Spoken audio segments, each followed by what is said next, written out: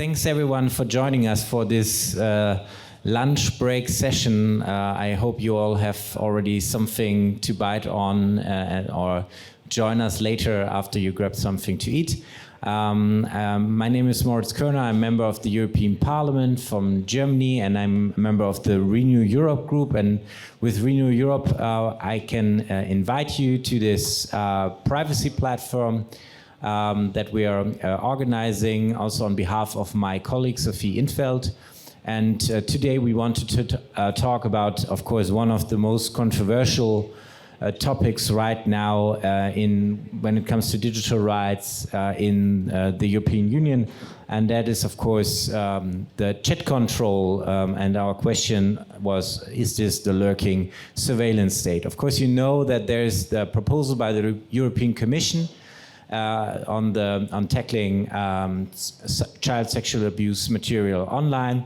We all know, of course, it's a very important issue. We all know that it's a very, very bad criminal things that happening there, that we all are, I think we can say at the beginning of our discussion, we all agree that we have to fight child sexual abuse and that we have to fight child sexual abuse online. But of course, there are big questions on fundamental rights, on digital rights, and also how this proposal is actually working. Is it also effective? And what's the technical aspects to this discussion? So I'm very pleased to have such great panelists with me today, and I thank you all for joining me in this discussion. We have Arda Gerkens here. Thank you very much for coming to us. The train was a little bit delayed, but we are happy to have you here. She's the director of the Dutch Bureau Against Online Child Sexual Abuse Materials. Thank you very much for being with us today. We are very happy, of course. EDRi is one of the big stakeholders here when it comes fighting for digital rights in the European Union. Thank you very much for being with us today. And we have Helen Charles from the Public Policy Director from WhatsApp on Meta. And of course, we're also looking to hear your input for our discussion. I would suggest we start with some introductions from our panelists and some questions from my side, and then we jump also into the discussions and questions from the audience. And I would suggest we start with you, Arda. Is it working? Oh, you get this one. Never gave away the microphone, huh? It's like a... Yes, so let me focus on the child rights perspectives from this proposal, because I think Ella will certainly go into the technical and privacy aspects. And indeed, child sexual abuse is a very heinous crime, which we need to fight. But we also need to realize, I'm looking also, I don't see very many young people. I think most of you were born before the year 2000. And so that means we all knew a period when we were young without the internet. And we kind of, as adults, try to think of how youth uses the online world and tend to forget that it's totally different from how we use it. So let me tell you a small anecdote. I spoke to a guy who asked me, what I thought of the idea in France to prohibit minors to go on porn sites. And I said to him, well, I think it's actually a good idea because I see the enormous amount of porn and what it does to young people into their sexual experiences. And then he said, well, but how should we get sexually educated? And that's exactly how we should look at it. I mean, normally when we were young, we would ask our friends, our parents, read books, but they just go online to find their information. Their whole life is online. They wake up sharing online, they fall asleep. My daughter literally falls asleep with her phone in her hands. I hate it, but she does it. So they also sexually explore online. And recent figures shows that either 50 or 60% of the images that are being asked or shared are done by minors. So such a proposal, which is here, would actually criminalize minors. And it doesn't take into account the way minors connect to each other online. And of course, indeed, child sexual abuse material is being shared, but the sharing is not necessarily done via these private communication platforms. We know it happens, at least in Europe, on what we call the so-called image hosting websites, which mainly provide for the dark web, not even for the open web. You'd be surprised how easily you can find it on sketchy porn sites. It's there as well, otherwise people wouldn't get accounted to it. And indeed, there's a lot of grooming going on for material online. And yeah, I'm going to say something that didn't make me really popular when I had a Chatham House Rule dinner yesterday with Google. But why would you leave a 6 or 7 year old alone behind the internet without any supervision, knowing that there are people out there trying to groom your child into a photo? So there's lots more to be done before we even can think about invading our privacy in the way that's being done at this moment. And when you talk about prevention and education, people always go, yeah, right, because you can never see the outcome of prevention and education. And of course, I think if we have known child sexual abuse materials, we should filter them out and not have them being reposted. But please do not go and scan for possible images or possible text. It's going to criminalize our children, and it will make the internet an unsafer place, just as a start.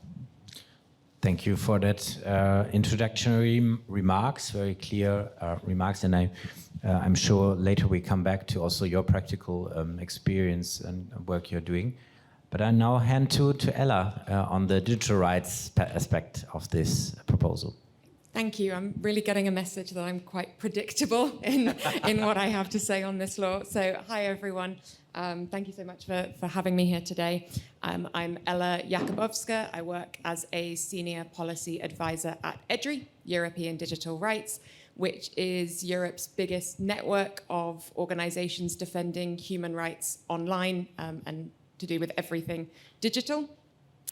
And our position on this CSA regulation, or CSAR, as I'm going to call it, just for ease, I think is quite well known. We do not believe that this law is the right approach.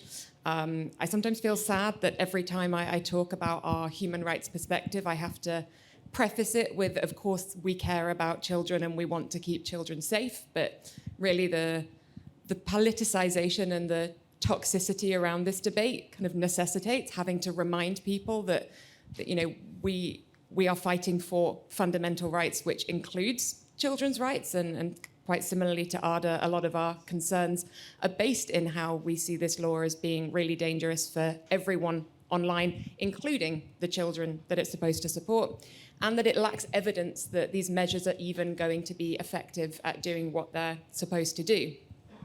And it's actually not just EDRi and our members that call for this proposal to be withdrawn or rejected, but we have a coalition of 134 civil society groups that are all making that demand.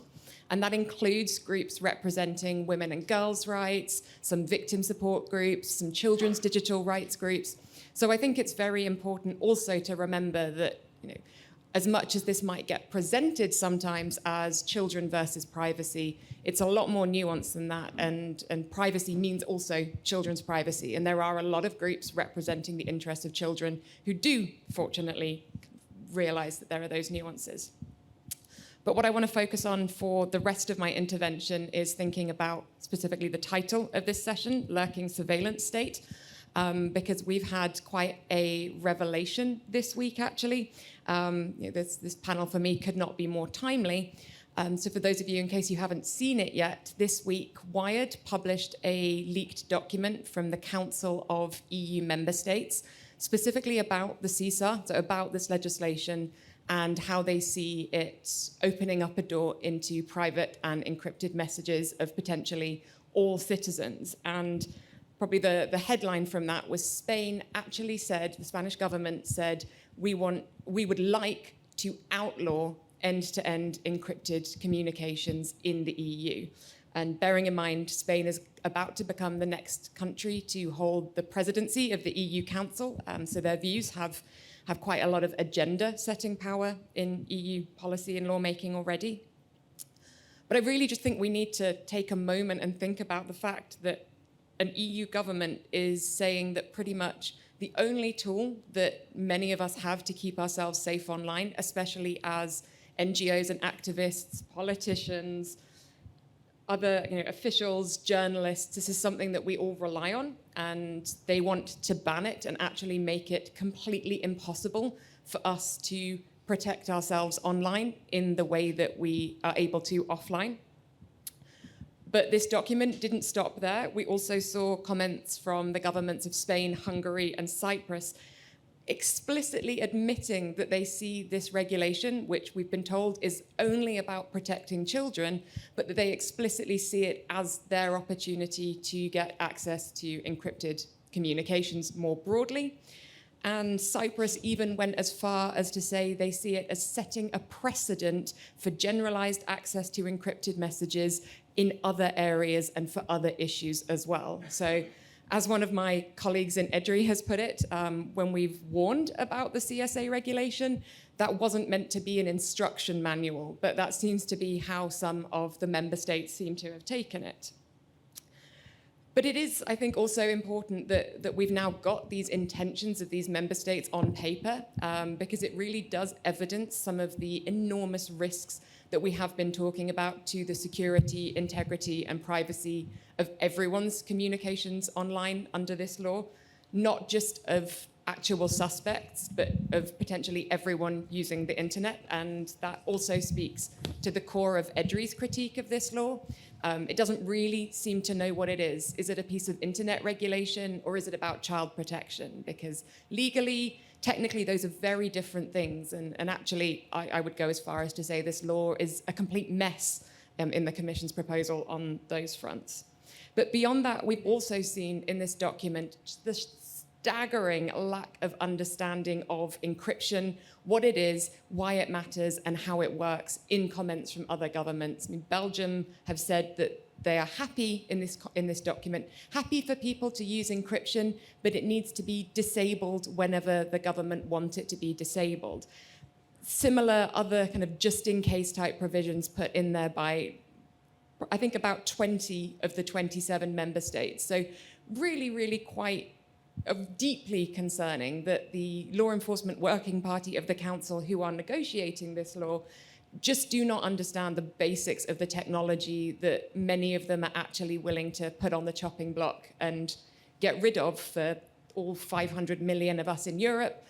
And then, of course, because the internet doesn't have borders, potentially impacting people all around the world. And so, as I said, also, I'm particularly worried because Spain is taking the presidency of the Council next, and following that, Belgium will be taking it. So 2 countries who've been very vocal, very explicit on their plans for mass surveillance and how they see this proposal as offering them a backdoor into people's private communications. And so I'm really looking forward to kind of continuing this debate and also potentially charting out some thoughts about what we can do. It's very clear why this isn't the thing we should do. And I'm wondering how many nails in the coffin there can be in this proposal before, as the EU, we realize this is not technically and legally viable and we need to try something else, something better. And yeah, thank you. Thank you very much, Ella, and also for the clear words on encryption. I think this is also something that is driving this proposal, is that, of course, always law enforcement want to go after encryption. We know this, that is for years, but I think it's really something that they use it now in this way. When it's about child protection, then of course the danger for attacks on encryption are especially strong. So that's, encryption. Now we have the encrypted messenger here. Helen from WhatsApp, Meta, maybe you can say also something on the technical side, on the side that from your perspective, the proposal, and also what it means for encryption, and what would it concretely mean for WhatsApp messages, private WhatsApp messages. Very happy to, and good afternoon, everyone. Thank you so much for having me here today. This is such a vital debate around safety, security, and privacy, and it's something that I care deeply about, that WhatsApp cares deeply about. As you'll very well know, WhatsApp is an end-to-end encrypted private messaging service, and Our view is that encryption is a central tool for keeping everybody safe. And as Ella rightly said, that includes children, but also members of vulnerable communities, political dissidents, journalists, and many more. We will continue to advocate for strong security and privacy to protect our users as WhatsApp.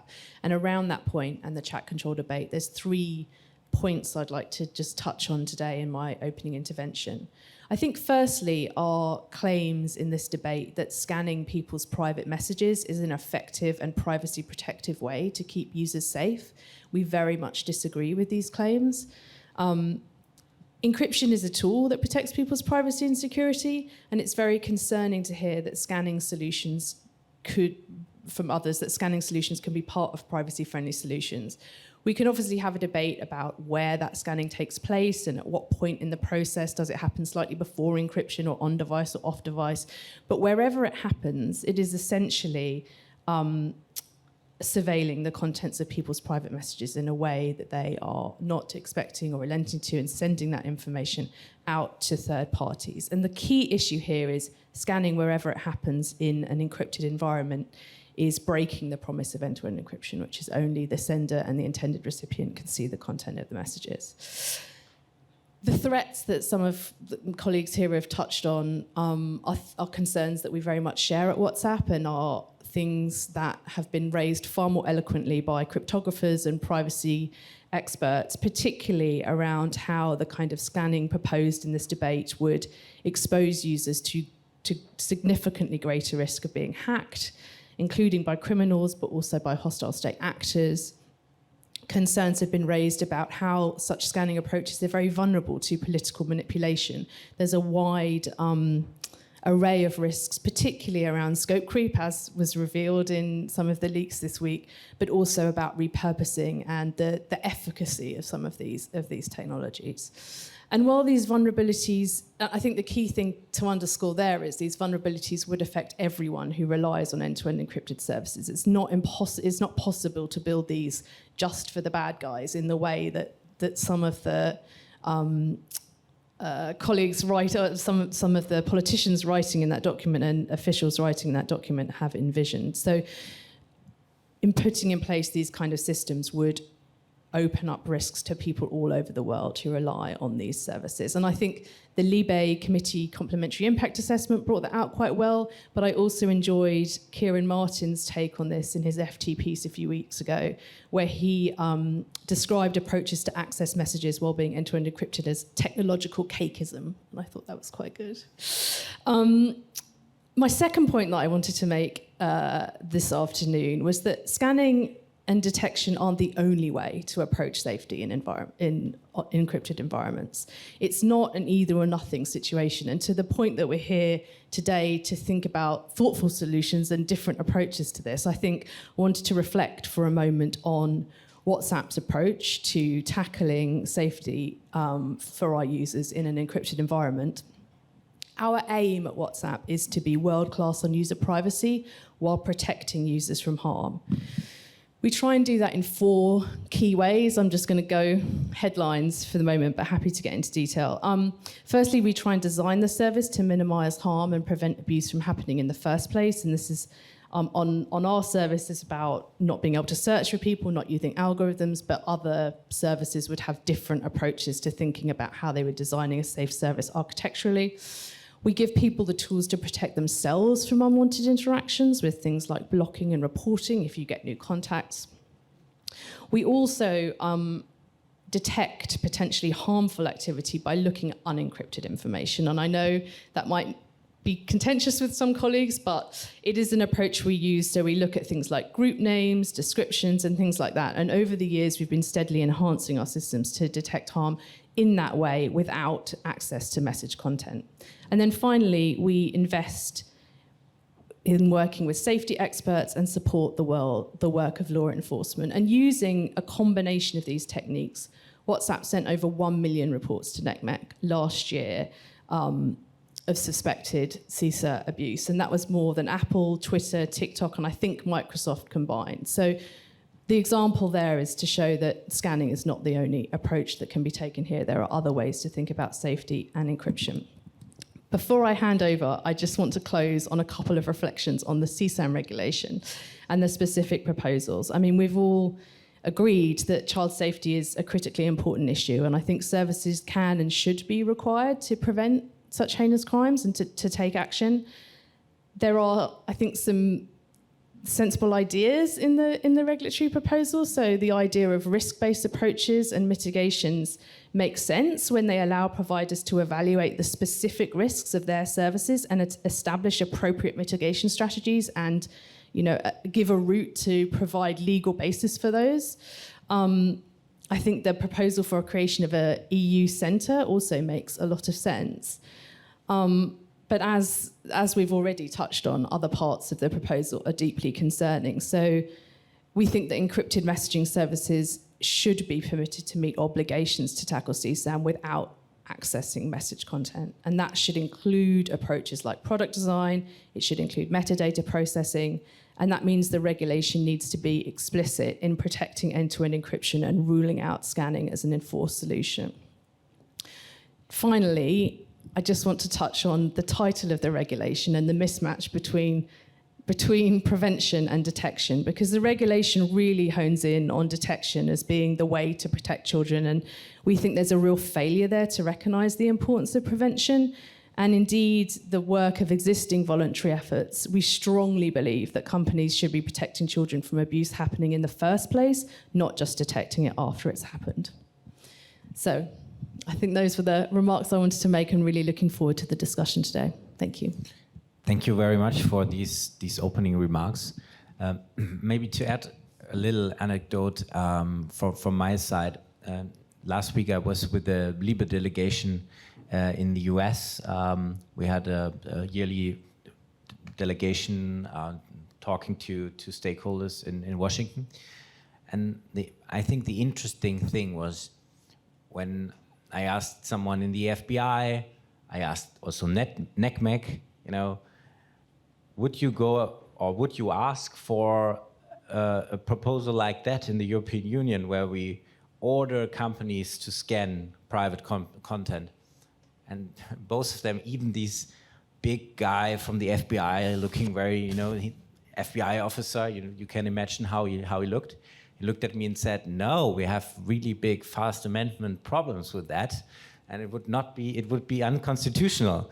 And so actually we are in a crazy situation that we are discussing a proposal that for the US would be unthinkable, and that is, I think, for me was really shocking to see that we are going further than actually what US services would ask for. So maybe this anecdote on the side, but I want to ask you, Arda, you were pretty critical about the proposal already, but maybe can you tell us a little bit about your work in the bureau and what you would actually ask for as a practitioner? What would you see actually would be practical ways where do we need improvement in the fight against child sexual abuse online? Yes, well, thank you for that question, because the proposal is made with not much knowledge of the problem and how it manifests itself in the European Union. And that's also because Mrs. Johansson has been all over Silicon Valley, but she didn't go to any hotline in the European Union, which are all funded by the European Commission. So that's really interesting. So as some of you might know, the Netherlands is known to host the most child sexual abuse material in the European Union. We don't know that actually for sure. These are figures who are brought to us by the Internet Watch Foundation, IWF, but they also search. So they specifically search in the Netherlands. They don't specifically search in some other countries where we suspect we might find it. But having said that, we do know we had a lot of child sexual abuse material. And I said had because we actually took a deep dive to see how we could prevent these high numbers from the Netherlands. And what we did is a couple of things. First of all, we are at the point of establishing a regulatory body. The law is I think as we speak, being signed by the ministers to go to the parliament, which basically says there's a hotline which we have at our organization. Voluntarily, reports can be made by anybody who wants to. The hotline then checks whether it's legal or not, in our opinion, and then we do a notice and takedown request. So it's not an order, but a request.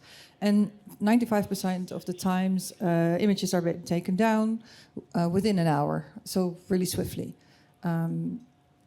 There's a small percentage that's not been taken down, and basically because we're a voluntary organization, NGO, we're with empty hands. So the idea would be that the regulatory body would then take such a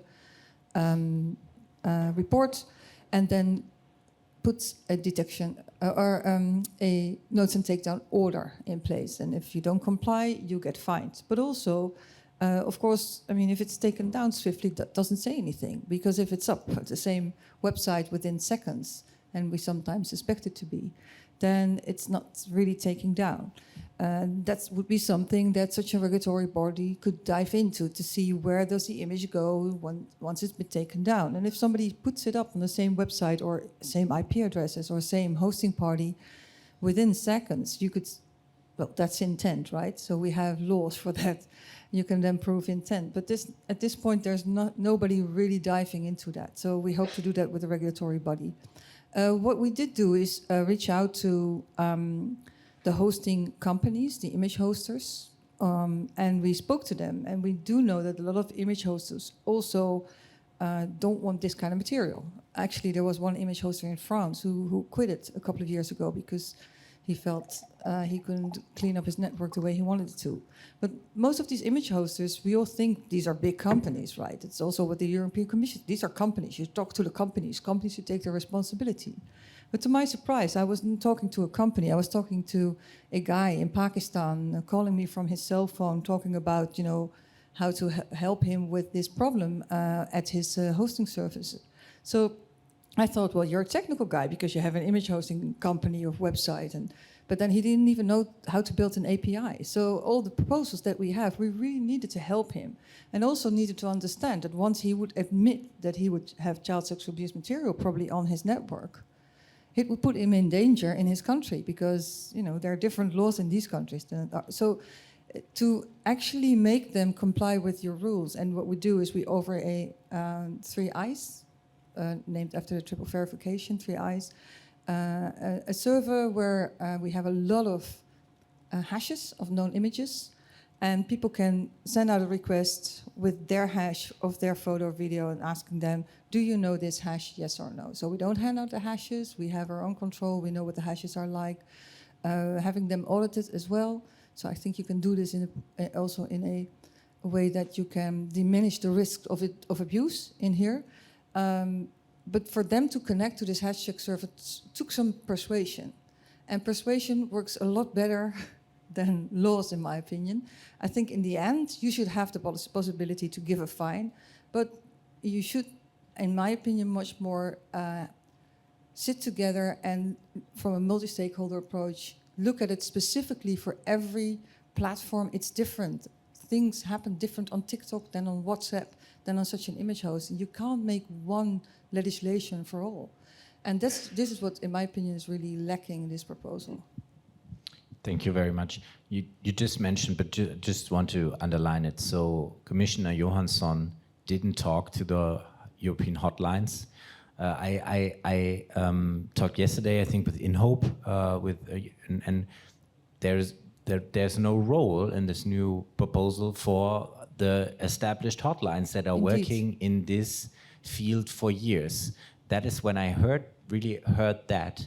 This is actually, you know, how can we make laws like this when, you know, we don't talk to you guys that are already doing this work for years?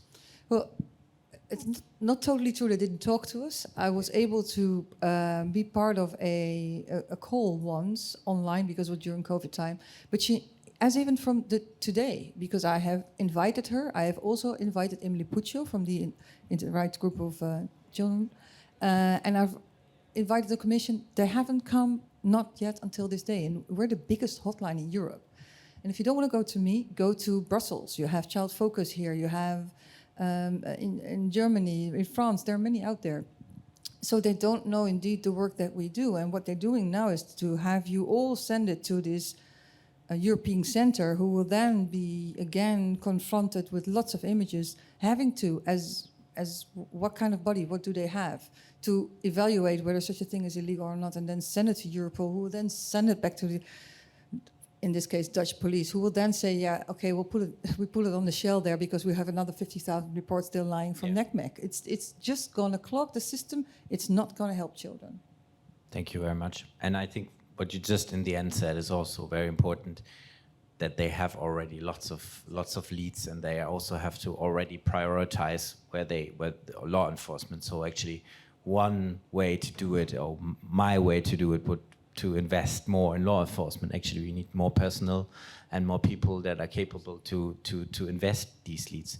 Can I say, there's I think a great risk in that, as we have seen in my country. Maybe some of you know that we had a big scandal on taxes, yes, where people also were profiled, basically on what sketchy ideas, which basically led to the fact that 1,500 children were been taken from their family houses, people committed suicide, people were divorced, and as of today, that's not solved yet. If you have so many reports, you have to do something to prioritize them. Yes. That means that there's a small part of it which you can investigate. There's a big bulk which will be suspicious, and you will do something to minimize the risk of things happening there. And there will be a black box where people's rights will be taken away without the possibility to appeal. It's just how these things work. So there's a great risk in that. Yeah, thank you very much. We talked a lot about the scanning and the digital, especially the scanning right now. But Ella, I want to hand over to you. There are also other very critical parts when it comes to privacy in this proposal, like age verification, where we don't really have a way. So a question of anonymity in the internet. Also, there is something in the proposal that might lead to like blocking minors from apps that are risky in a way. So maybe can you go into that, and also what is your position on these questions? Yeah, so chat control is the bit of the proposal that normally gets the headline attention, but there's so much else in there that really, really concerns us. So starting with age verification, if you look at the risk assessment and risk mitigation parts of the proposal, I agree with what Helen said. In theory, risk mitigation, risk assessment is something that we could get behind. It can be a reasonable thing to ask of companies to do, to think about how people could use and misuse their services. But in the proposal as it stands right now, it would likely amount to mandatory age verification measures for all digital platforms and services. And we've done a lot of work looking at that, and there's really quite strong consensus across industry and privacy and data protection authorities that we really don't know yet enough about age verification. There are a lot of age verification tools popping up that are quite immature, some that claim to be fully data protection compliant, but actually pose some really quite serious risks, not just to users in general, but also specifically for children.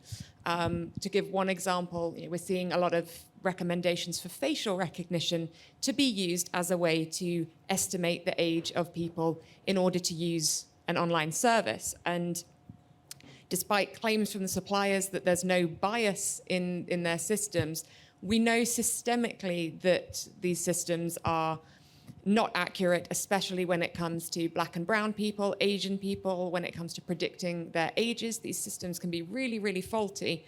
And when we're talking about a 16-year-old, for example, not being able to access content that's designed for them, a margin of error of a couple of years is actually really quite significant. So these solutions that are being put forward, often by commercial entities with an interest in their age verification technology that are telling us everything's fine, it's really, really safe, I think they need a lot more scrutiny. And so what we're kind of trying to warn the co-legislators on this file is it is way, way, way too soon to make age verification mandatory.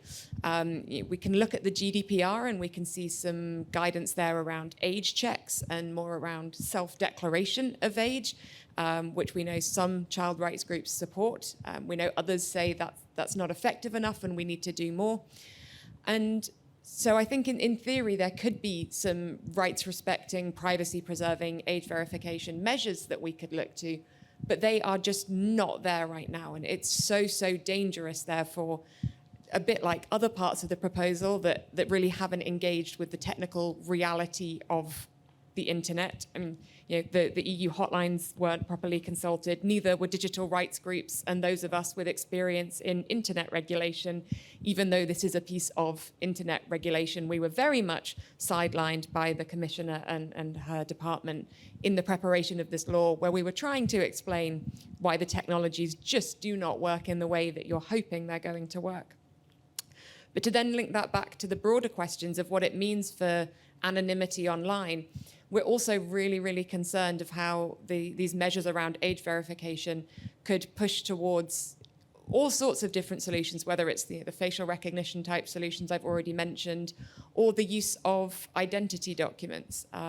We've seen a number of porn platforms, for example, requiring their users to upload a scan of their government ID document. And actually what's been observed there by ESWA, the European Sex Workers Association, is that has put a lot of sex workers, who often are from minoritized groups, so often we find that sex workers are racialized people, trans people, migrants, people who are put in much more vulnerable situations, that they've actually been made a lot less safe because of that ID check that some of these porn platforms have done. Because if they've not had access to identity documents because they are undocumented, they've been forced to rely on pimps to get them, or to get them fake identities, or to be able to use the pimp's identity. And what you actually do is then you push sex workers into much more precarious, dependent positions. That's just one example of how certain groups are in particular harmed when none of us are able to be anonymous online. But actually, more broadly, journalists, whistleblowers, people working against corruption, we also rely on not having our internet history linked to our legal identity. When you put it in those terms, I think it becomes a lot more clear how dangerous it could be if our identities are linked to everything that we do online. And I know that there is also this EID proposal. We're looking towards a future European digital identity. And I think that's something that can be explored. We can look at, is that going to offer sufficient levels of privacy, of data protection? I'm currently skeptical, but let's explore it. Let's see if it can get there. But even at the absolute best estimate for that EID, the European Commission has said that's going to reach 80% of the EU population. And who is the 20% that is going to be left out of that? Well, it's the people that already face structural exclusion online and offline. It's undocumented people, including young people. It's Roma and Sinti communities, including young Roma and Sinti people. It's probably also older people who might not be as savvy with these digital techniques. So it's a real minefield, Pandora's box. And I think really what is urgently needed is guidance and frameworks to help researchers and companies work out how to do the right kinds of age verification. And only at that point could we even think about making it mandatory. But so long as it's going to stop those of us that not just need, but also have a right to be anonymous online from being online, it's going to be a problem. Thank you very much. Helen, we talked a lot about technology, and you also mentioned what you're doing on a voluntary base already, trying to make WhatsApp a safer place. Can you give us an insight on what actually these technologies can do right now? And we also discussed a lot about the proposals. He's, of course, known CSAM that would go into your direction with the hashes, but it also foresees doing something against unknown, CSAM, and grooming. And I heard actually from the expert when they were in the Liebe committee that on grooming we only have, right now we have only technology that's working in English. So how should this work in the European Union? Maybe you can go a little bit into these technical aspects or technological aspects. Of course, I'm happy to cover that at a high level. I won't be able to go into all the detail, hopefully for obvious reasons, that it's important that the exact signals that we use to power some of these integrity features aren't always available, aren't always public. Detecting potentially harmful activity for us on the platform looks like looking at unencrypted services. So I mentioned group names and I mentioned group descriptions, but we also do get other signals from how people are using the service. We also get signals from reports. And what's quite striking when I talk to the integrity teams at WhatsApp is the amount of information they get from reports. And across all of those different signals and some more besides, we're able to put together quite sophisticated... So the reports would be people report to you? A user report. Yeah. So you can, on WhatsApp, report a user or you can report content. What that does is it makes a copy of that content on the phone and forwards that particular message to us. It doesn't, as I'm sure people in this room will know, but it's often misunderstood, it doesn't open up encryption in any way. It is like forwarding an email. You send an email to your friend and they might choose to forward it. It's that. And we offer that feature as a way for people to flag unwanted or dangerous content if they want to report that to us. So that is just one of the signals we use. And I think a good example of this is how our sort of spam detection systems work. So you can build up quite a good picture about normal WhatsApp use. So someone is sending messages at human scale. If someone's trying to spam on the service, we'll often observe an account sending out hundreds of messages a minute, and you can predict with certainty that with quite a high level of certainty that is someone seeking to abuse the service and therefore take action against that account. And similar patterns of bad behavior leave similar fingerprints, enabling us to look at things like people who might be trying to share CSA on the service. So that's some of the approaches we use. Unencrypted information, technologies looking at how the service is used, and then user reports. To answer your second question about known, unknown, and grooming, I think the technology, as we all know, for unknown and particularly grooming is not there. And the scale at which information would need to be detected to understand that grooming pattern is truly shocking, because the contextual information you would need to know to pick up some kind of grooming on the service, you'd need to know ages, information, you'd need to be tracking everything, you'd need to be developing a model. All of that would have to be tracked for everyone all the time to enable some kind of functional system. I'm sure Ella will be able to speak much more authoritatively on that point, but I think our concern with the grooming is that the technology simply isn't there, and the theory behind it would require so much data protection and processing, it would be very privacy intrusive. Very, very shortly, Ella, on that, and then we skip to the... Yeah, I think it's also worth making the point the accuracy of the tools rightly gets a lot of attention because they are just not accurate to be doing this job. But even if they were, I think it's really important that we ask, do we want them to be doing this? Meta is a private company. There are many other private companies. And the whole logic of laws like the Digital Services Act is that we want to say what is democratically acceptable to ask of a private company compared to what we just don't think their job is. And we don't want the Metas, the Microsofts, the other companies to become the law enforcement and the judges of our online spaces. And I think many of them would agree that that's not their job. That's not what they are supposed to be doing in a democratic society. And so, again, I would really point to the inappropriateness of this law and the inappropriateness of a society that lets it get to this point where we say, as we've heard coming very much from the Commissioner, the only possible thing we can do is scanning for detection. And I think that's really sad and also manifestly quite illegal. I also think the context and user expectations are really important. And taking WhatsApp, for example, people come to WhatsApp to have their most private conversations. We know they want to use the service because it's end-to-end encrypted.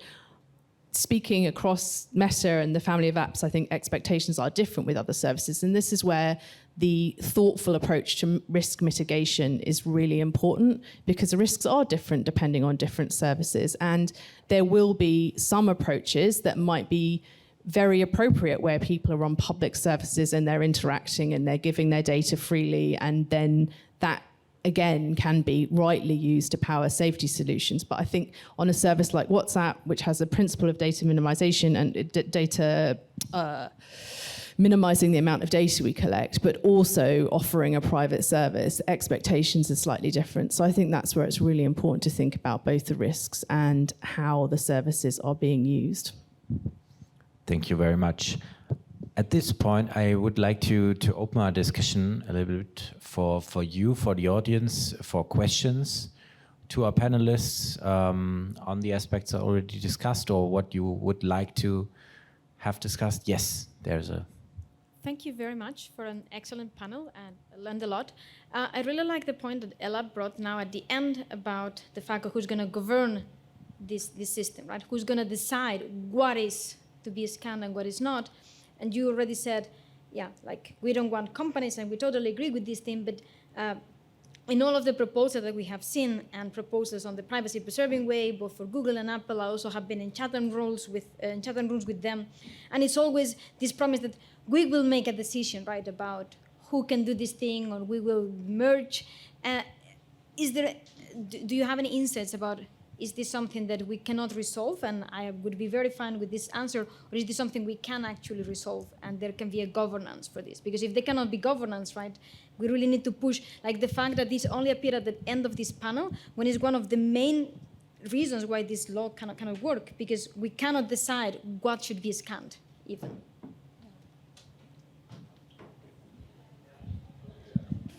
Sorry.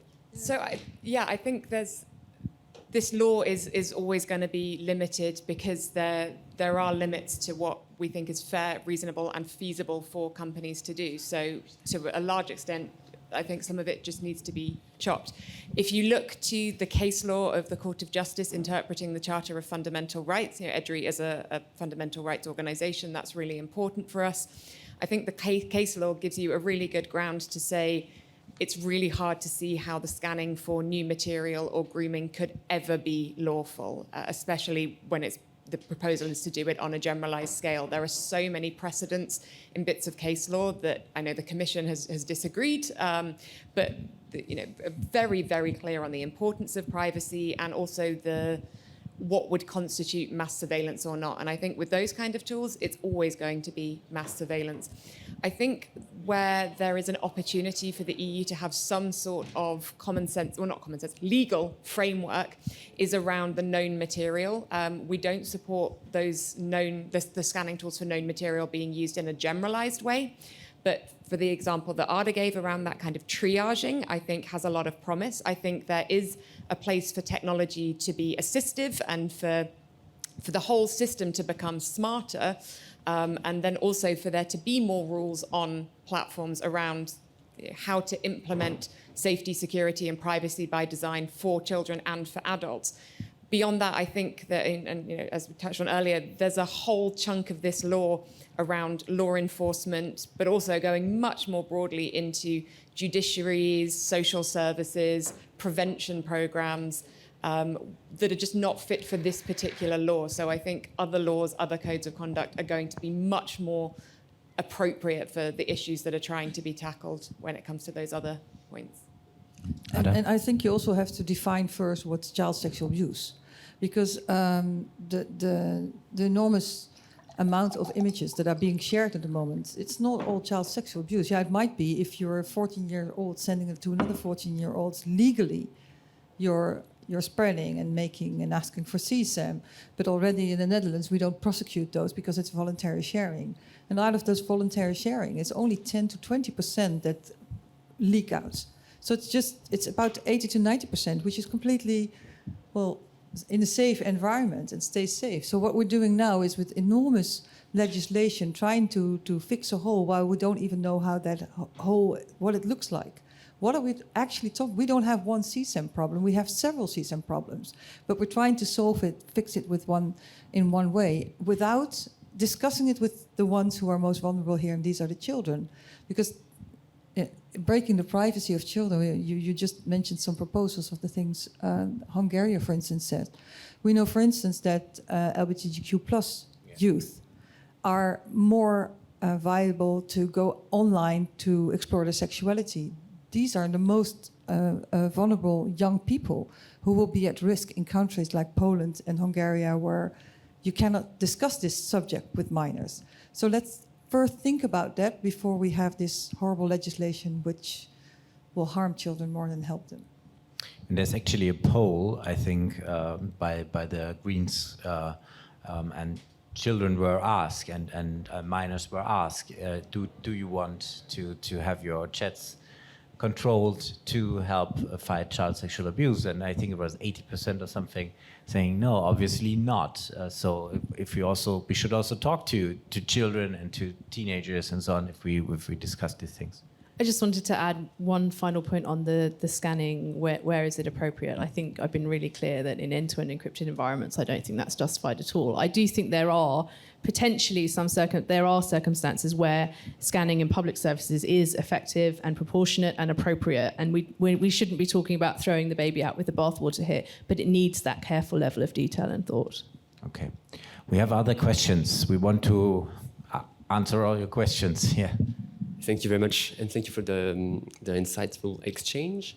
I have actually a question for you, MEP Körner, since you're the host on this, and since so much has been said already, and there seems to be a consensus of what is being said at CPDP.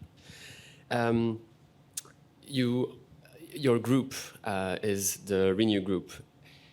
How do you assess the situation in your group with regard to the possibilities of removing age verifications, unknown CSAM, and grooming, or tackling audio communications, and to making the scope of the detection orders more targeted, because your group claims to have some directions, some values. How does it stand with your group, these kind of things? Thank you. Yeah, thank you very much for this question. To be very honest, you can see it. I don't know if are the amendments public yet. The phase in the Libe committee where we are able to put forward our amendments on the proposals, it ended last week. Soon you will see the different members put forward. I think that we will see lots of amendments. It's a very highly controversial file, so there will be lots of amendments.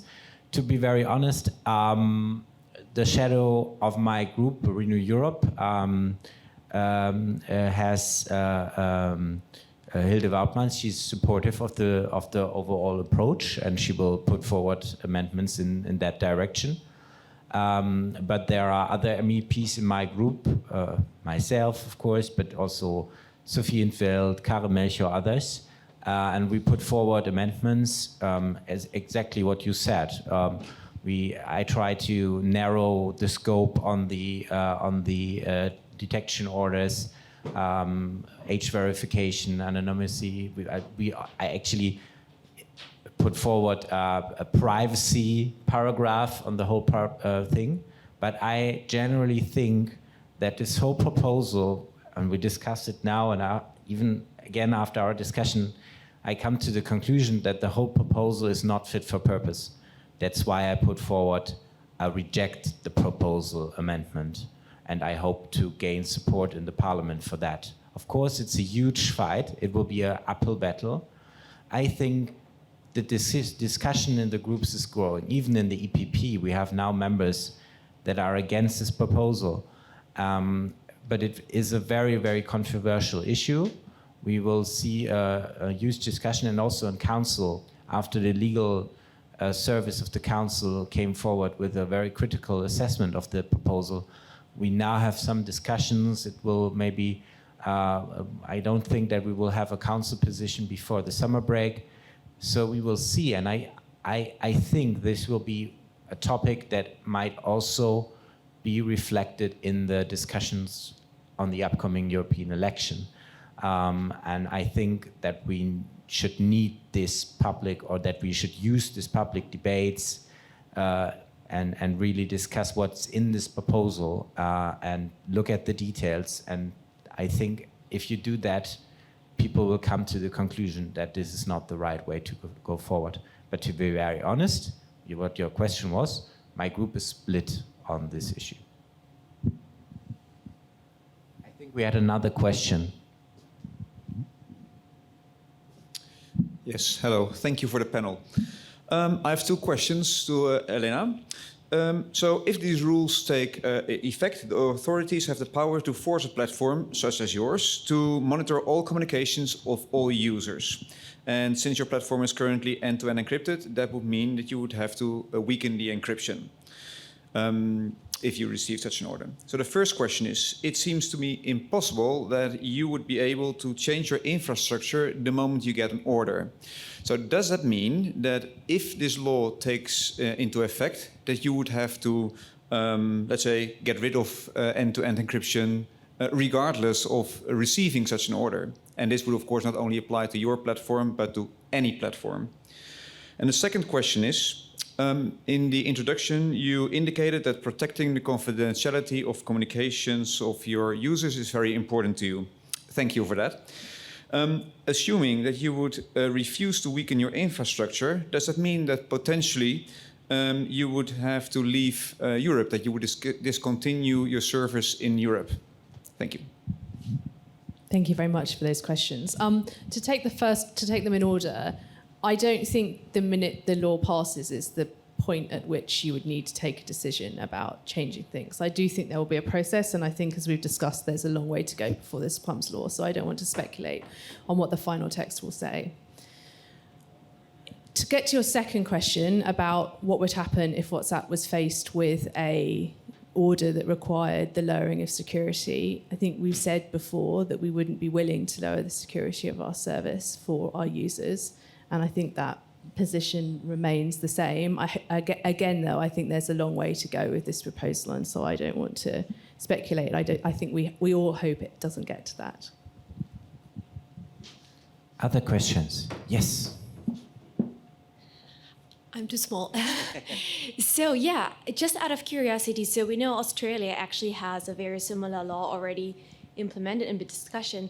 So without me being an expert, what are the experiences there? How has this shaken out? How is it going for them?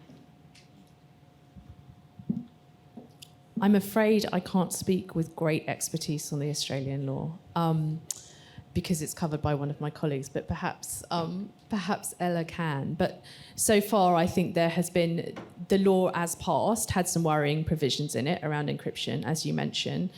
Since the government in Australia has changed, there have been some different voices being heard, including some quite supportive positions on encryption. So there hasn't been sort of a point at which this has come to a head in terms of a request to lower security. But Australia do have some concerning powers around what they can ask to encryption. They haven't actioned them yet. Thank you. Yeah, I'm afraid I don't follow the Australian context close enough to comment, but we can look at other jurisdictions as well. I mean, the UK have the online safety bill currently being debated, which has many very similar provisions. And one point that we didn't really touch on, but that's another big risk, is the risk of upload filters. So, all public-facing content being scanned before upload, and that's something that can have enormous consequences for freedom of expression. And we've already seen certain lawmakers in the UK saying it should be used to search for evidence, people who are sharing videos of migrants arriving in small boats in a way that seems to be supportive. So, the issues of scope creep, the suppression of not even just legitimate, but really, really important content, us showing support for people arriving in the UK is, aimed to be criminalized under that law. So, yeah, a lot of similar risks that we see also in the US and India, but I'm afraid no knowledge on Australia.